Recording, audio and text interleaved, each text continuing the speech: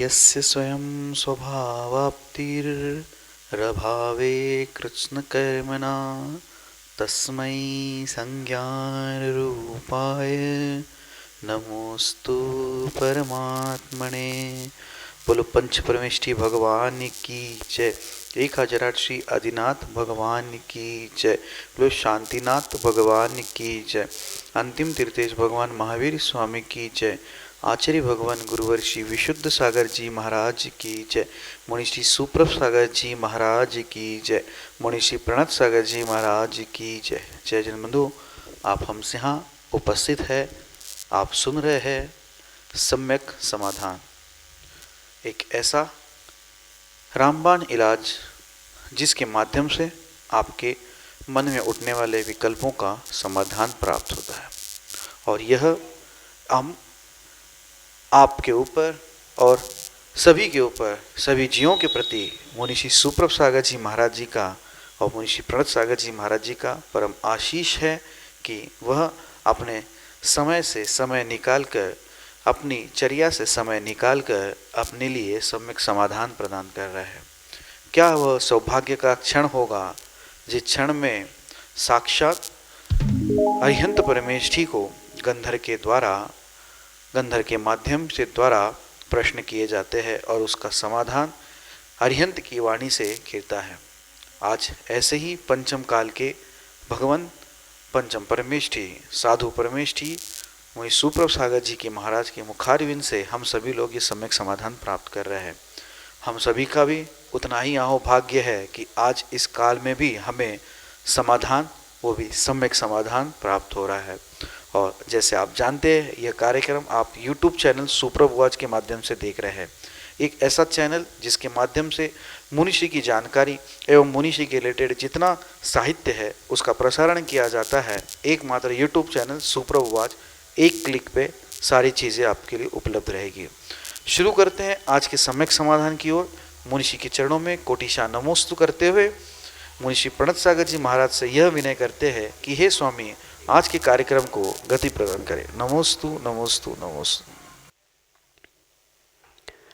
राजा श्रियराज शिवराज सिंहो राज योराज सुभोग तंत्र अर्हंत्य लक्ष्मी पुनरात्म तंत्रो देवासुरोधार सवेर राजो देवासुरोधार सवेर राजो।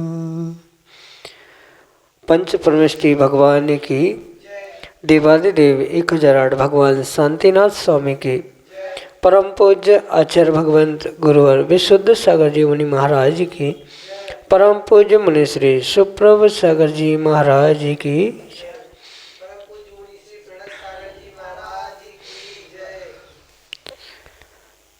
जीवन को आलोकित करने वाली, हमारे जीवन के अंधकार को मिटाकर ज्ञान का दीप हमारे जीवन में जलाने वाली वह अलौकिक विधा, समीचीन विकल्पों का सम्यक समाधान, जो कि हम सभी प्रतिदिन परम पूज्य मुनि श्री सुप्रभ सागर जी महाराज के मुखारविंद से आगम के परिप्रेक्ष्य में प्राप्त कर रहे हैं।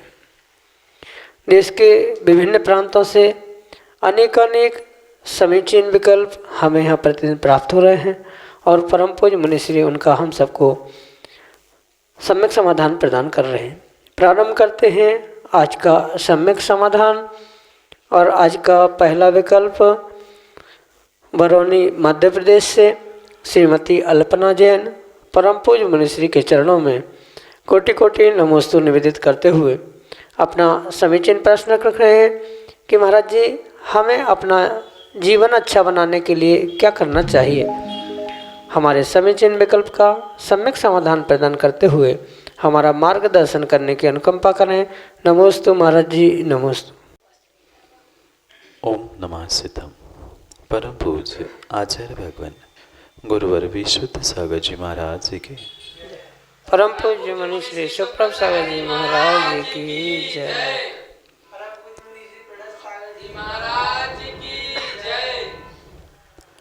जीवन अच्छा उन्हीं का होता है जिनकी सोच अच्छी हुआ करती, जो अपने स्वयं के बारे में और सभी प्राणियों के प्रति जो अच्छी सोच, अच्छे विचार और अच्छे भाव रखता है, वो ही अपने जीवन को अच्छा कर पाता है। मात्र बहिरंग साधनों से, पैसा, धन, मकान, नाम, शोहरत, इतनों से किसी का जीवन अच्छा नहीं होता।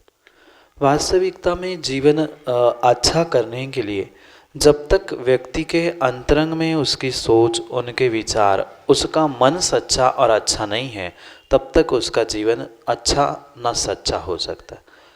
इसलिए सबसे पहले जीवन को अच्छा करने के लिए, जीवन को बदलने के लिए व्यक्तियों को अपनी सोच को, अपनी दृष्टि को बदलने की आवश्यकता है। क्योंकि संसार में जितनी वस्तुएं हैं, जितनी परिस्थिति है, जो कुछ भी है, वह तो जैसे थे वैसे ही रहेंगे। पर उस वस्तुओं को, उन व्यक्तियों को, उन परिस्थितियों को हम किस प्रकार से बर्ताव करते हुए जीते हैं, या उन परिस्थितियों के साथ हम किस प्रकार से डील करते हैं, किस प्रकार से उन परिस्थितियों के समय में अपने आप को संभालने का प्रयास करते हैं, उस पर निर्भर करता है कि मेरा जीवन अच्छा होगा कि बुरा होगा। क्योंकि मात्र भगवान के सामने बैठकर भी जाप करने से मेरा जीवन अच्छा हो जाए, मैं अच्छा हो जाऊं, मेरी सोच अच्छी हो जाए, इतना कहने से और बार बार भावना भाने से भी अच्छाई हो, अच्छा जीवन हो ज़रूरी नहीं है। अच्छा बनने के लिए अच्छा सोचना भी पड़ेगा और अच्छा सोचने के लिए अच्छा करना भी पड़ेगा। जब तक व्यक्ति अपने मन, वचन, काय से अच्छे कार्यों में संलग्न होने का पुरुषार्थ नहीं करेगा, तब तक वह कभी भी जीवन को अच्छा नहीं बना सकता। बहुत सारे जीव ये सोचते हैं हम सुबह से लेकर शाम तक देवशास्त्र गुरु की पूजा, आराधना, स्वाध्याय आदि सब कुछ कर रहे हैं, पर मात्र इन बहिरंग शरीर से होने वाली क्रियाओं से जीवन अच्छा नहीं हो। इन क्रियाओं के साथ साथ अगर हमारे प्रति, हमारे भीतर दूसरे जीवों के प्रति मैत्री भाव नहीं है, जो हमसे दीनहीन हैं, उनके प्रति करुणा के भाव, दया के भाव नहीं है, हमसे जो श्रेष्ठ है उनके प्रति प्रमोदित भाव नहीं है, और विपरीत परिस्थिति में भी माध्यस्थता धारण करने के भाव नहीं है, तब तक जीवन में अच्छाई नहीं आ सकती। जीवन में अच्छाई लाने के लिए या जीवन को अच्छा करने के लिए हमें इन 4 मूल सूत्रों को जीवन में प्राप्त करने की आवश्यकता है। मैत्री, प्रमोद, कारुण्य और माध्यस्थ। जितने संसार के जीव हैं वे दुखों से दूर हो जाए, ये जो भावना हम भा रहे थे, इस भावना से हो ना हो, उनका कल्याण हो नहीं हो, वे अच्छे हो नहीं हो, सुखी हो नहीं हो, पर दूसरा अच्छा हो, दूसरा सुखी हो, इस भावना से हमारा जीवन तो नियम से अच्छा और सुखी हो सकता है। इसलिए पहला सूत्र, अगर जीवन में अच्छा होने का पुरुषार्थ करना है तो उसका नाम है मैत्री। अगर सभी जीवों के प्रति मैत्री भाव रखेंगे, सभी को अपने जैसा ही जीव द्रव्य, धर्मात्मा समझने का पुरुषार्थ करेंगे, तो नियम से हमारी उस अच्छी सोच के कारण से मेरा जीवन भी अच्छा होगा। क्योंकि शरीर से अच्छा कार्य करने वाले संसार में अधिकांश जीव है, वचनों से भी माया परिणामों के साथ युक्त होते, मायाचारी के साथ सुंदर वचनों का प्रयोग करते हुए भिन्न भिन्न भाषा करने वाले अच्छे वक्ता भी संसार में बहुत है। पर अच्छा जीवन प्राप्त करने के लिए मात्र अच्छा शरीर, अच्छा वचन की आवश्यकता नहीं है, अच्छी सोच, अच्छे मन की भी आवश्यकता। इसलिए जितनी अच्छी दूसरों के प्रति सोच रहेगी, जितना दूसरे जीवों के प्रति हमारे मैत्री के भाव रहेंगे, उतना ही हमारा जीवन भी अच्छाई की ओर बढ़ता जाएगा। इसलिए सभी जीवों के प्रति मैत्री, प्रमोद, कारुण्य, माध्यस्थ आदि जो 4 आगम्य आचार्य भगवंतों ने सूत्र प्रदान किए हैं, उनको जीवन में उतारने के साथ अपनी सोच को सकारात्मक तरीके से प्राप्त करने की और अपनी सोच को भी अच्छी करने की, पुरुषार्थ करने की आवश्यकता है। जिसने अपनी सोच को सकारात्मक किया है, अच्छा बनाया है, वह अपने मानसिकता के साथ अच्छी मनस्थिति को प्राप्त करते करते नियम से परिस्थिति को भी अच्छा करने का पुरुषार्थ कर लेता है। और जिसकी मनस्थिति और परिस्थिति दोनों अच्छी हो जाती है, उसका जीवन भी अच्छा होता है। यही आपके लिए सम्यक समाधान। आकाश जैन, मढ़ौरा, उत्तर प्रदेश से परम पूज्य मुनिश्री के चरणों में बारंबार नमोस्तु निवेदित करते हुए अपना समीचीन विकल्प रख रहे हैं कि महाराज जी एक सम्यक दृष्टि जीव कहाँ तक जा सकता है, अर्थात कौन से गुण स्थान को प्राप्त कर सकता है। हमारे समीचीन विकल्प का सम्यक समाधान करने की अनुकंपा करें। नमोस्तु महाराज जी, नमोस्तु। सच्चे देवशास्त्र गुरु के प्रति जो श्रद्धान करता है, 7 तत्वों के प्रति जिसका श्रद्धान और विश्वास होता है, ऐसे उस जीव को सम्यक दृष्टि जीव कहते हैं। और ये अनादि काल के उस मिथ्यात्व को जीतने के कारण से जो तत्वों पर, देवशास्त्र गुरु पर श्रद्धान करता है, ऐसा वह सम्यक दृष्टि जीव नियम से पहले गुणस्थान को छोड़ते हुए चौथे गुणस्थान में पहुंचता है।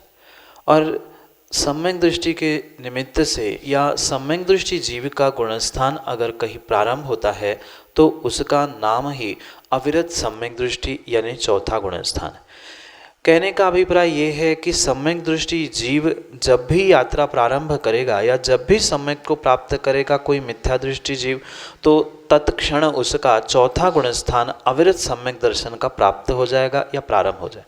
और वहाँ से क्रम क्रम से वह पुरुषार्थ करते हुए 14वें गुणस्थान तक, और 14वें गुणस्थान तक ही नहीं अपितु वह गुणस्थानातीत अवस्था यानी सिद्ध अवस्था को भी प्राप्त करने की संभावना हो सकती। पर वह कब करेगा, कितने भवों में करेगा, कितने काल बाद करेगा, ये प्रत्येक जीव का, प्रत्येक व्यक्ति का अपना अपना निजी क्षयोक्षम कर्मों का होता है, जिसके निमित्त से वह आने वाले समय में अपनी भगवत्ता को प्रकट करेगा। पर यह पक्का है, जिस जीव ने सम्यक दर्शन प्राप्त कर लिया है वह परिपूर्ण रूप से अर्धपुद्गल परावर्तन शेष रहते रहते ही नियम से काल लब्धि आने के कारण से मुक्ति को, मोक्ष को प्राप्त कर लेता है। इसलिए कौन से गुणस्थान तक पहुंचता है ये उसके तत्काल के कर्मों का क्षयोक्षम काल, द्रव्य, क्षेत्र, भाव, इन सभी चतुष्टयों की मीमांसा करने से ही किसी जीव की गुणस्थान की ऊंचाई तक बताया जा सकता है। अगर पंचम काल के परिप्रेक्ष्य में हम समझे तो सम्यक दृष्टि जीव 6वें या 7वें गुणस्थान के पहले पाए तक ही पहुंच सकता है, उसके आगे पंचम काल में बढ़ने की शक्ति नहीं होती। पर अगर त्रैकालिक विषय को समझे, चौथे आदि काल को, तो चौथे काल में जहाँ भगवत्ता प्रकट हो सकती है, ऐसे काल में वह सम्यक दृष्टि जीव चौथे गुणस्थान से लेके 14वें गुणस्थान जो कि अयोग केवली का गुणस्थान है, ऐसे उस अर्हंतावस्था को, अयोग केवली अवस्था को और पुनः सभी शेष 4 अघातीय कर्मों का भी नाश करते हुए वही सम्यक दृष्टि जीव अपने 8 कर्मों का नाश करते हुए सिद्ध अवस्था को भी प्राप्त कर सकता है। इसलिए सम्यक दृष्टि जीव ने जो उस मुक्ति का, मोक्ष का या सिद्ध बनने का जो रिजर्वेशन प्राप्त कर लिया है, भले ही काल कितना ही लगे, पर ये नियामक हो चुका है कि सम्यक दृष्टि जीव अपने आत्मा का, अपने सम्यक दर्शन, सम्यक चारित्र, सम्यक ज्ञान आदि का क्रम क्रम से विकास करते हुए, क्रम क्रम से उसमें उन्नति करते हुए नियम से वह आत्म विकास के साथ, जीवन के विकास के साथ अरिहंत सिद्ध अवस्था को भी प्राप्त कर सकता है। अरिहंत अवस्था 13वें गुणस्थान में, 14वें गुणस्थान में अयोग केवली और गुणस्थानातीत अवस्था यानी सिद्ध अवस्था, यहाँ तक वह सम्यक दृष्टि जीव पहुँच सकता है। इस काल की अपेक्षा से, चारित्र की अपेक्षा से, अनेक अपेक्षाओं से उनकी गुणस्थानों की सीमा तय करने की आवश्यकता है। अगर वह सम्यक दृष्टि जीव व्रती नहीं है तो मात्र चौथा ही गुणस्थान रहेगा। व्रतों को धारण करेगा, अणुव्रत या प्रतिमा आदि धारण करेगा तो 5वां गुणस्थान होगा। महाव्रतों को धारण करेगा तो 6वां और 7वां गुणस्थान होगा, जो कि पंचम काल में 6वें 7वें तक ही रह सकता है। उसके बाद या चौथे आदि काल में 8वां 9वां 10वां गुणस्थान करते करते जीव 12वें गुणस्थान से 13वां 14वां गुणस्थान भी प्राप्त करता है, पर वह चतुर्थ काल आदि की व्यवस्था है। इसलिए काल की अपेक्षा से, क्षेत्र की अपेक्षा से भिन्न भिन्न उसके विषय में समझने की आवश्यकता, क्योंकि भले ही भरत क्षेत्र में वर्तमान में वह पंचम काल होने के कारण से कोई सम्यक दृष्टि जीव भगवान नहीं बन सकता या 7वें गुणस्थान से आगे नहीं बढ़ सकता, पर जो विदेह आदि क्षेत्र है, उन विदेह क्षेत्रों में वह वर्तमान में भी जीव वहाँ चौथा काल होने के कारण से उस विदेह क्षेत्र से सम्यक दृष्टि जीव पुरुषार्थ करते हुए, मेहनत करते हुए आगे के गुणस्थानों को भी प्राप्त कर सकता है और उसी भाव से मोक्ष आदि भी प्राप्त कर सकता है। इसमें विकल्प करने की आवश्यकता किंचित भी नहीं है। यही सम्यक दृष्टि की क्रमशः उन्नति, गुणस्थान, गुणस्थानातीत अवस्था को आपके लिए सम्यक समाधान से।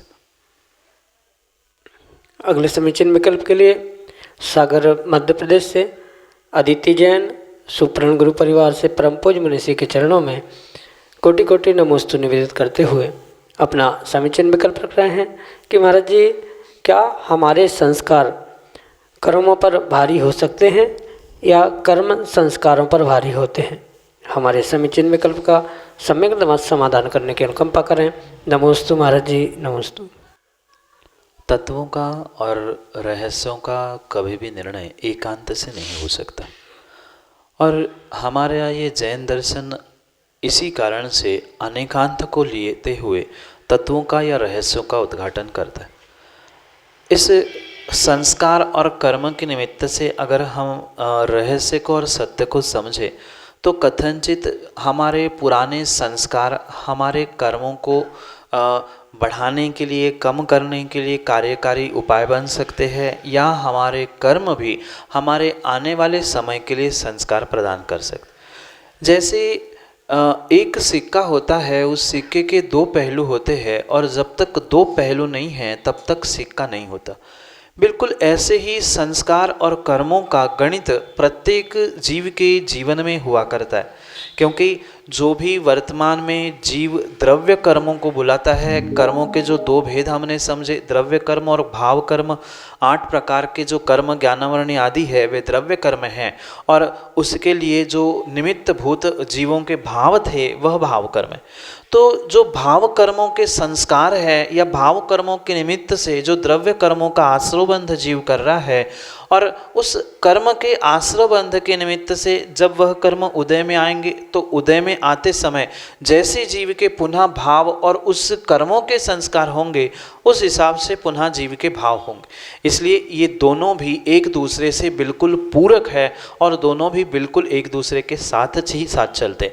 जहाँ कर्म है वहाँ अनादि के संस्कार है या अनादि के संस्कार है, वहीं पर कर्म हुआ करते। जिन जीवों ने उस अनादि के संस्कार को जीतने का पुरुषार्थ किया, कहने का अभिप्राय भाव कर्मों को जीता है, वो ही आने वाले समय में द्रव्य कर्मों को जीतते हुए, नष्ट करते हुए भगवत्ता को प्राप्त करने वाले हो सकते। इसलिए ये गहरा निर्णय करने की आवश्यकता है कि मात्र एकांत से संस्कार कर्मों पर हावी नहीं होते और ना मात्र कर्म संस्कार पे हावी होते। कभी कभी संस्कार भी कर्मों पर हावी होते हुए देखा जाता है। माना कि तीव्र पुण्य का उदय है, व्यक्ति मनुष्य पर्याय में जन्म ले चुका है, जैन कुल भी प्राप्त कर चुका है, पर जैन कुल में जन्म लेने के बाद भी अनादि के ऐसे मिथ्यात्व के संस्कार कह दे, असंयम के संस्कार कह दे कि वह रात्रि भोजन भी नहीं छोड़ पा रहा है।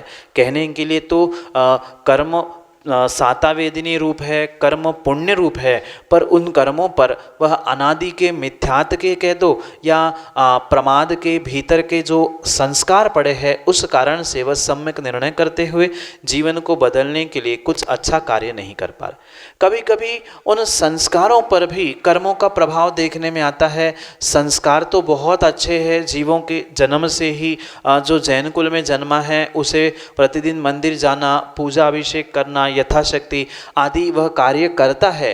ये उसके कर्म भी चल रहे, क्रिया भी चल रही है, ये उसके संस्कार चल रहे हैं।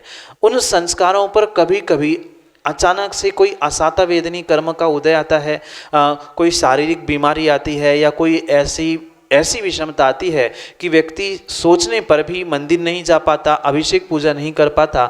ऐसे समय पे हमें समझना होगा कि उनके अच्छे संस्कारों पर वह बुरे कर्मों का प्रभाव पड़ा, जिस कारण से वह अपने जीवन को अच्छाई या उत्तमता की ओर, मंगलता की ओर नहीं ले जा पा रहा है। सीधा सा गणित इतना है, कभी कभी कर्म संस्कारों पर हावी होते हैं, कभी संस्कार कर्मों पर हावी होते हैं, जैसा जैसा शक्त्यांश जिसके अधिक होते हैं वैसा वैसा वह दूसरे पर प्रभाव करने का या दूसरों को प्रभावित करने का पुरुषार्थ कर लेता है। इसलिए संस्कार ही कर्मों पे नहीं, कर्म भी कभी कभी संस्कारों पर हावी होते हुए आने वाले समय के लिए ये संसार को बांधने के लिए निमित्तभूत बन सकते। क्योंकि संस्कारों को अगर हम भाव कर्म कहें तो भाव कर्मों के अभाव में द्रव्य कर्म नहीं होते और द्रव्य कर्मों के अभाव में भाव कर्म भी नहीं होते। जिन जीवों के पास कर्मों की सत्ता नहीं है उनके पास संस्कार नहीं होते। जैसे कि हम अगर सिद्धों की भी बात कर ले तो सिद्ध भगवान के पास कोई भी पूर्व के संस्कार नहीं है। संस्कार वो होते हैं जो हमारे पिछले कालों से चले आते हैं। सिद्धों के पास कर्म ही नहीं बचे, इसलिए उनके पास कोई संस्कार ही शेष नहीं बचे।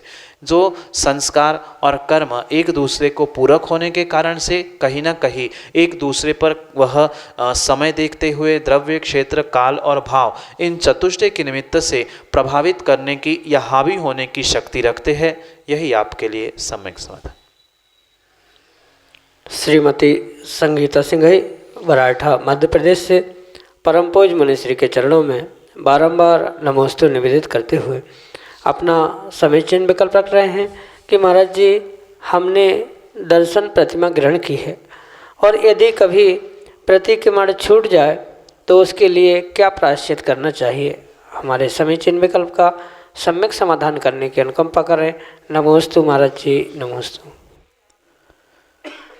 पहली प्रतिमा में जो सामायिक, प्रतिक्रमण आदि रूप दूसरे प्रतिमा का अभ्यास बताया गया है, वहाँ परिपूर्ण रूप से ये जीवों को समझने की आवश्यकता है कि जो भी पहले प्रतिमा का स्वरूप रूप व्याख्यान किया है, शुद्ध भोजन का अभ्यास हो, सामायिक, प्रतिक्रमण आदि जो क्रियाओं का व्याख्यान जो दूसरे प्रतिमा से परिपूर्ण रूप से पालना नियामक होता है, भले ही पहली प्रतिमा में इन प्रत्येक विषय का पालन करना नियामक भले ही नहीं है, पर अभ्यास रूप से पहली प्रतिमा से इन सभी क्रियाओं को, सामायिक, प्रतिक्रमण आदि को प्राप्त करना अनिवार्य होता है। और उनमें भी अगर क्वचित कदाचित कभी दोष लगते हैं, अतिचार अनाचार लगते हैं, कभी सामायिक नहीं हो पाती, कभी प्रतिक्रमण छूट जाता है, तो ऐसे निमित्त से, ऐसे कार्य के समय पे नियम से जीवों को उसके लिए प्रायश्चित लेना अनिवार्य ही है। भले ही वहाँ कंपलसरी नियामक नहीं था कि प्रतिक्रमण कर ले या कोई आवश्यकों का जिस प्रकार की दूसरी प्रतिमा में नियामक था 2-3 समय की सामायिक आदि, ऐसा भले ही वहाँ नियामक नहीं था, पर फिर भी ये नियामक है कि दोष लग रहा है और हम जान रहे हैं कि हमारी से गलती हो रही है, तो आने वाले समय में उन दोषों से, वास्तविक प्रतिमा के दोषों से बचने के लिए पहली प्रतिमा से प्रायश्चित लेना आदि हमें इन विषयों में अपने मन को और अपने आप को बनाने की आवश्यकता। रही बात प्रतिक्रमण छूटने पर क्या प्रायश्चित होता है, तो क्या होता है वो तो आपको व्यक्तिगत रूप से किसी गुरु महाराज के पास पहुंचकर ही उसका प्रायश्चित ग्रहण करने की आवश्यकता है। पहली बात तो प्रायश्चित कभी भी सामूहिक रूप से नहीं होता है, और प्रायश्चित जब भी लिया जाता है एकांत में अपने गुरु के पास पहुंचकर अपनी गलतियों का, इतनी बार प्रतिक्रमण छूटा, इतनी बार सामायिक छूटा, इस परम विषम परिस्थिति में छूटा आदि अपने दोषों की आलोचना प्रत्यक्ष रूप से गुरु के सामने करने के उपरांत ही गुरु परिस्थिति को और आपकी शक्ति आदि को समझकर प्रायश्चित प्रदान करते हैं। ऐसा सामूहिक रूप से न प्रायश्चित ग्रहण करना चाहिए, न अपने मन से ही किसी भगवान के पास पहुंचकर प्रायश्चित ग्रहण करना चाहिए। किसी दिगंबराचार्य, किसी निर्ग्रंथ गुरु के पास पहुंचकर ही अपने दोषों की आलोचना करते हुए इसके विषय में हम आप एकांत में प्रायश्चित ग्रहण करें, सामूहिक से ना करें। यही आपके लिए सम्यक समाधान। अगले समीचीन विकल्प के लिए ललितपुर उत्तर प्रदेश से हमारे सामने हैं अविरल जैन राजा अपने समीचीन विकल्प के साथ।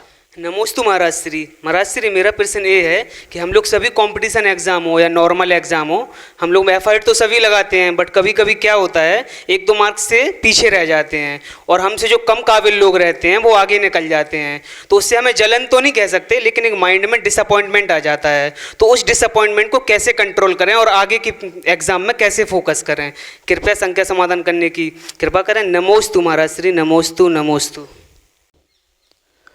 जीवन की कोई भी परीक्षा हो, चाहे वह कॉम्पिटिटिव एग्ज़ाम हो या अन्य भी कोई परीक्षा हो, ये तो परिपूर्ण रूप से सत्य है कि कोई पास होता है, कोई फेल होता है, कोई बिल्कुल एक दो चार मार्क से रह जाता है, और जिसके उम्मीद भी नहीं होती है ऐसा व्यक्ति कभी कभी पास होते भी देखा जाता। ये जितना भी कार्य दिखता है, या जीवन में सफलता हो या परीक्षा में सफलता हो, वह सफलता मात्र पुरुषार्थ मेहनत करने से अविरल भाई कभी भी नहीं हो सकती।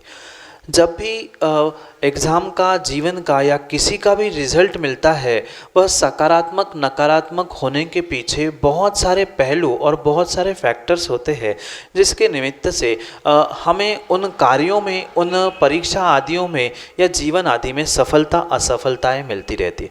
मात्र पुरुषार्थ करने से या पढ़ाई लिखाई करने से ही जीव सफल होता है ज़रूरी नहीं है।